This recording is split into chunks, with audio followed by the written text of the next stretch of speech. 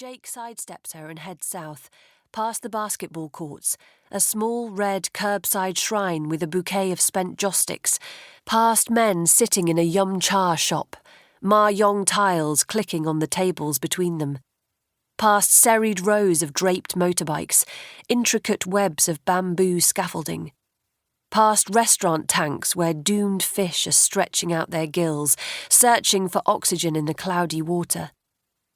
But Jake doesn't see any of this. He is looking up at the darkening clouds, humming as he walks, his thin-soled sneakers moving over the pavement.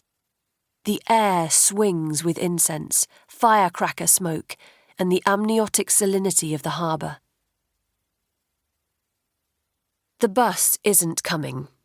Stella pulls her scarf closer round her throat and stands on tiptoe to gaze down the line of traffic. Cars, taxis, motorbikes, the odd cyclist, cars, more cars, but no bus. She looks up at the screen that is supposed to tell her how long she has to wait. It's blank. She separates her coat sleeve from her glove to check her watch. She's on an afternoon shift today, and she's going to be late if she waits any longer. Stella stands for a moment, thinking.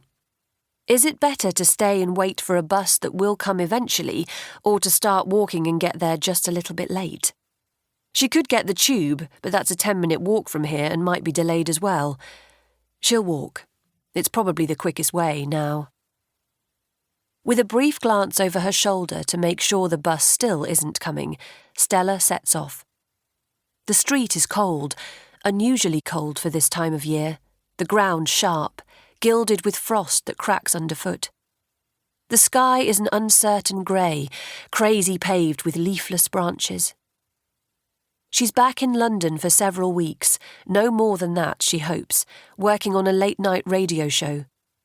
She has a flat here, a bedsit on the edge of Kennington, but usually rents it out while she goes off to different places.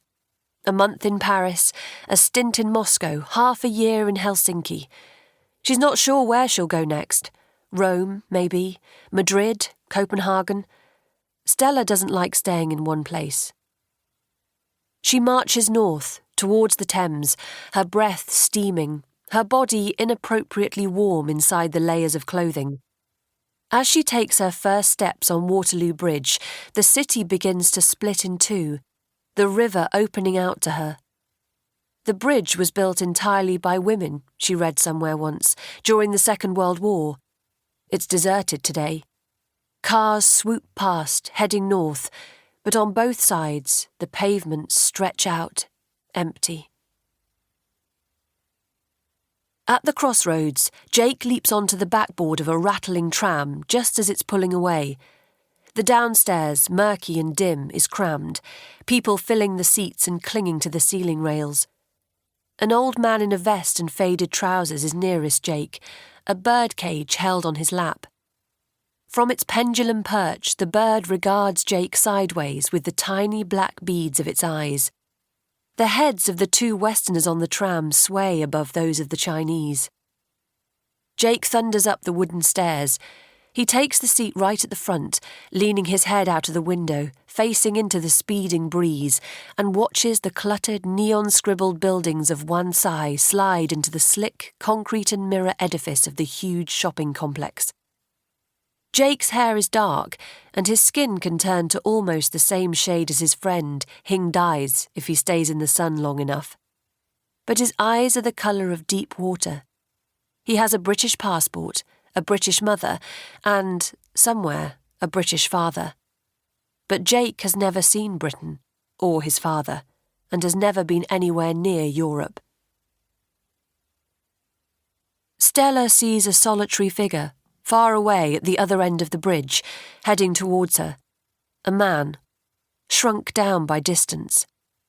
She could raise her hand and encircle him with a finger and thumb.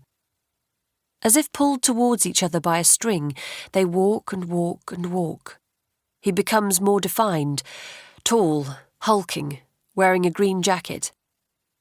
Stella looks out over the river, where the huge wheel is sequined with lights and people small as insects swarm along the south bank.